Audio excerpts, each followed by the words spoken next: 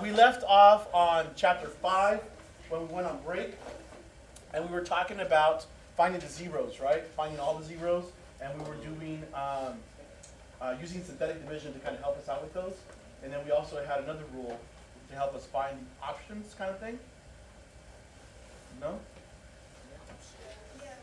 It was like the possible zeros kind of thing, and it was all the factors of p divided all the factors of q. Just an FYI, from now on you're going to see a lot of p and q. You'll see a lot of p and q. You'll see them a lot with truth tables. You'll have p, not p, and then q. P meaning it's like going to be some statement, and then q like the contrapositive or something like that. So you might see a lot of PQs with your truth tables. Not in this class, but I'm just saying when you get to college and stuff, we won't do truth tables here, which is kind of nice. Helps you out with the logic and stuff. So here's the fundamental theorem of algebra. If f of x is a polynomial with degree n, where n is greater than or equal to 1, then the equation f of x equals 0 has at least one complex root. And if you think about this, for example, this might be just a line, correct? If it's just f of x equals 0, it's going to have at least one root. And in this case, it might be complex because it's probably not going to cross the x-axis at any point. And we kind of saw quite a few videos on Friday on that. That was pretty interesting stuff. Anybody go back and finish watching any of those? No, not that geeky. That's okay. So linear factorization, we did this last week as well. You can kind of take a look at the videos, and I didn't change the title of it. No. You guys remind me to fix the title on YouTube. Call it like part 2 or something, because I think it has the same title from Friday. So I showed you how you can take the solutions, and then we kind of reverse engineer to create the function, right? You guys remember? Yeah. Kind of, sort of, but not really. Oh. Like you guys are matching, but yeah, that makes sense. So here's an example of one. So find a third degree polynomial where the real coefficients is -3 and I is the 0. Such that f of 1 equals 8. So they want us to find a function that's gonna help us, or the original function, and then once we plug in f of 1, we should be able to get 8 out of it. That's how you're gonna check if you got your function. Go.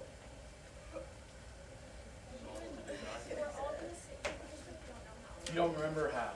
You don't remember how. I know it's going to be an execute. Okay. Oh, you weren't here? Did you go back and look at the video? We recorded it just for you. Yeah, she was like, hey, Sharice isn't here. Can you record it for her, You know please? what? I texted her and asked her if we did anything on Friday, and she said absolutely nothing. So We watched the video. yeah, we watched. You said absolutely nothing. So Watch the video. she's Still back at that. All right. Here's what I know. I know that this and this are zeros, correct? So x equals -3. X equals I, doesn't it? Here's what you also need to know about complex roots. And I think it's called like the complex root theorem or something like that. It's not even fancy because math don't like hard. Whenever you see complex numbers, they always come in conjugate pairs. Now if you think about it, that should make sense, right? Don't we usually do like, when we're doing the quadratic, we do plus minus kind of business? And it always ends up being that I piece of it. Or even if you think of a parabola that's above the x-axis, you're going to get complex numbers out of it. You're going to get 2 of them. So in order to get the solutions, those imaginary values are always going to come, or I should say, the complex numbers should always come in conjugate pairs. So if I have an I should have a -I. What if I had 4 plus 3i? What else should I have? 4 minus 3i. Okay? They're always going to come in conjugate pairs. Nintendo? Okay, cool. Why did I write a 3 and nobody said nothing? Oh, like that doesn't even look right. So if I have I should have a -I. So what I'm going to do is I'm going to set these equal to 0 because these are zeros. So that means that x plus 3 equals 0, x minus I equals 0, x plus I equals 0. And then I know that those become the factors, or the full factorization of my polynomial. So here's what my function should equal. And all I have to do is to, multiply it out, expand it. I'm going to leave this guy alone for now. Because with this guy, since they're conjugates, I'm going to get x squared minus, actually plus 1. Is it plus 1? No, it should be I shouldn't skip steps. I shouldn't skip steps. So, it's going to be negative I squared, correct? And we already know that I squared is a negative 1. So I'm going to get x plus 3, x squared plus 1. And then I'm going to FOIL this bad boy out. So I should get x cubed plus 3x squared plus x plus 3. So there is my function. How can I check it? What should I get? 8. What is this, 2? So if I check it,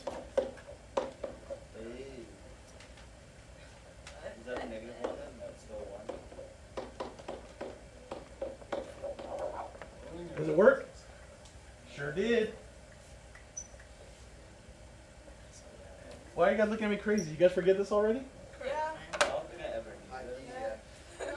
I told you it was gonna happen. Yes, you did, and I still remember your words in my head. If I want to evaluate a function, I can also do it using synthetic division. I'm going to take the constants, 1, 3, 1, 3, and then this is my x value, right, in this case? See the 1? And what should I get out of it at the end as a remainder theorem? With my remainder theorem, I should get 8. Now, if you don't want to see, if you want to see it the other way, you can do that. What is this? 1 cubed plus 3, 1 squared plus 1 plus 3. So that's 1 plus 3 plus 4. So that's 8. But I think it was longer than it was using my remainder theorem. So you can evaluate a function the old school way by plugging it in, or you can evaluate a function by using synthetic division, and then the remainder would be the solution. Remainder theorem. Kind of faster sometimes. Welcome back.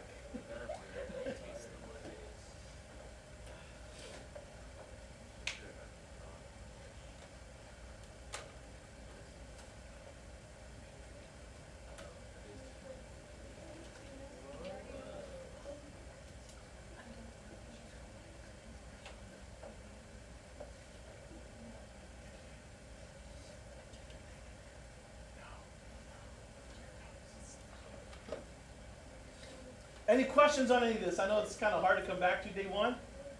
Any questions? Any part of it? We're not testing tomorrow, sir.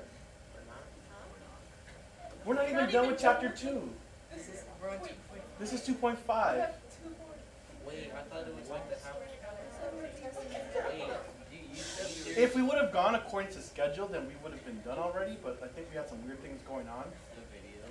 Well, everybody was gone that Friday.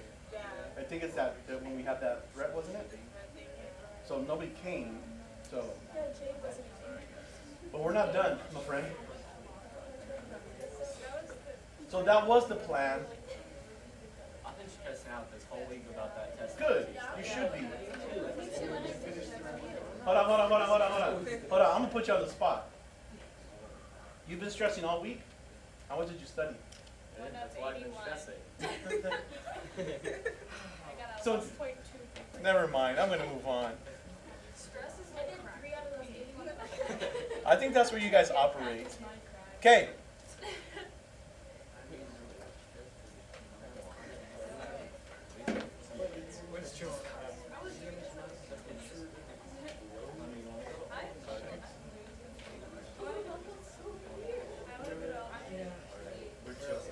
I was gonna say, can we get the bins?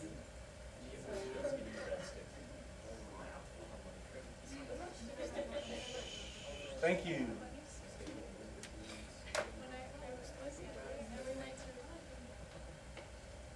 Just so that you know, you were always younger. Anyways, now he's younger. Thank you. Please write down Descartes' rule of signs.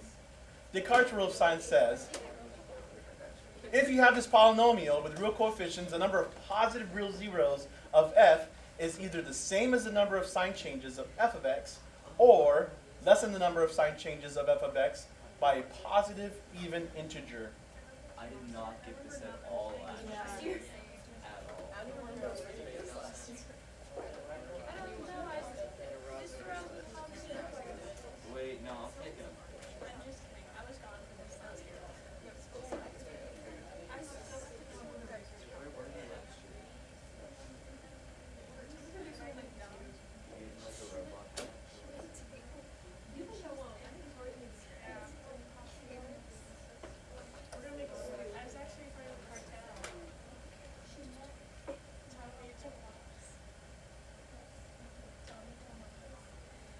This makes no sense, I really. didn't know. I know it makes no sense reading it, so let me tell you in English. Yeah.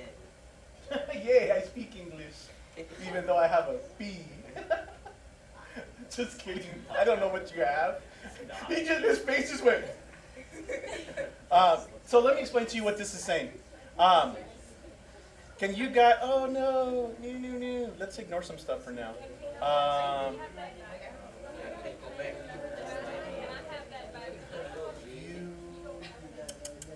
Do you guys see my screen? Where's my screen? Oh, there it is. Okay. Thank you. Waterfalls. Oh, that worked. That's cool. That I remember, but the math I did. Okay. So here's what Descartes' rule of signs is saying. Simply said, and in English. You ready? I want you to start with the leading coefficient. It's a positive, isn't it? Does it change signs to the next value? Yeah, that's a sign change. That's one. Did it change from this second to the third? Yes. That's two sign changes. Did I change again? Yes. Yeah, that's three sign changes. Did I change again? Yes, that's four sign changes. That means that the number of zeros that I'm going to get is going to be 4. Or I can decrease by even quantities. So if it's not 4, it can be 2, or it can be 0. But couldn't you just figure out that from looking at the exponent? But, right, correct. Not necessarily. That's not necessarily true. So, and we're talking about negative real zeros. Oh. Real zeros, And okay? that just tells you That doesn't mean that they have to be, that some of them could be imaginary. But we're talking about real zeros. And it's kind of a weird rule because I could have 4 real zeros, Or you could have none. or I can have 2, or I can have none. But if I find, like let's say I did have 4 zeros, and I found 1 to be real, then that means I have to have at least a second real one.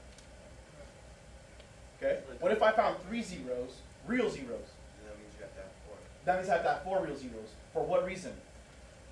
They have to be even quantity. Can I have 3 reals and 1 imaginary? No. No, because I just told you that imaginaries come in complex conjugates. Okay? So that's why it kind of helps. So once I go through there and I see there's 4 sign changes, I'm going to get up to 4 reals. If not, then it drops down by 2. Let's say there was only 3 sign changes. Then I can get 3 real zeros or 1 real zero. Or not negative 1. It goes down by 2. But yeah, that was quick. Give me a thumbs up if you understand what I'm saying about Descartes' rule of signs. Give me a thumbs down if you're not, and sideways if you're still kind of, or is that up? Wait, but the last, just what you just said, that made no sense. One more time. What, the thumbs up, thumbs down made no sense? The 3 to the So let's say if I had 3 sign changes. Obviously it's 4, but let's pretend that there were 3 sign changes. Okay? That means that I can get 3 real zeros, or I can get 1. I thought they had to come in pairs. Exactly. What comes in pairs? Take away a pair of my fingers. The complex conjugate. Take away a pair of my fingers. Take away a pair of my fingers. There's 2 pairs. Go down. Guess what? Why don't you add 1? You can't, because remember, the maximum number of zeros is determined by. Oh. So it's not a really difficult idea, was it? I'm sorry. I try to speak English as much as I can. What's up? Go back to the other one? The one that makes no sense? Yeah. Yeah. Okay. Here you go. I just have an incomplete meaning. I swear to God. You feel overbred.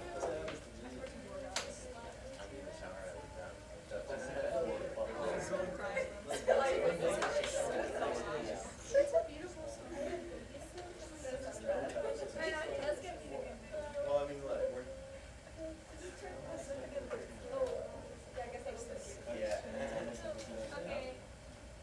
I mean, if you want to be part of the Everyone conversation, decided. be my guest. I don't know what never. Well, that's like the like random moments. I've been all months. And every time you like pull them, they go back past the Okay. I want to make sure that everyone understands up to that point what a sign change means. Do we understand that? I get it. Okay. Now here's the kicker. That's awesome. Now here's the kicker. You're not looking for sign changes in the original function. With the standard. You're looking for sign changes once you've done negative x. Okay? This is probably what confused people. So, I did this to show you what we're talking about. So here we had 4 sign changes, correct? But is this what I want to base my decision off of? No. No. What am I going to do? I'm going to make this negative x. So, let's see here. If this was a negative x to the 4th, what would it be? It would still be positive, wouldn't it? If I put a negative in there, what would this become? Negative, and then negative would be positive. Here I have negative, negative would make positive. Here I would have positive, And then negative. And then no. and then none. That would be positive. Oh, so that means there's zero real. There's no real. So are these all going to be imaginary? Huh, that's interesting. Did I do that right? So find the possibilities. He said it's either 4 or 2 or 0, so this is a very gray area for this. Because you have to take the. So let's see here. Every ad. Yeah, so it's right. Okay, good. Yeah, I wasn't wrong. I'm not tripping. I kind of was for a second. I wasn't expecting to have no sign changes there. Okay, so now it makes sense, yay? Yeah. Cool beans. Oh, wait. So just to clarify. Just to clarify.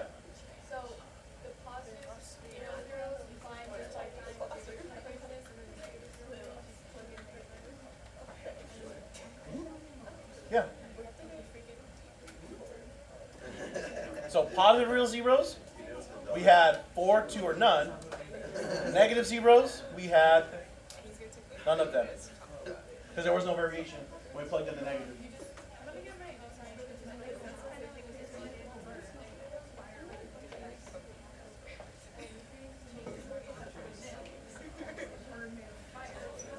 I sat there and I was like, oh, no, wait.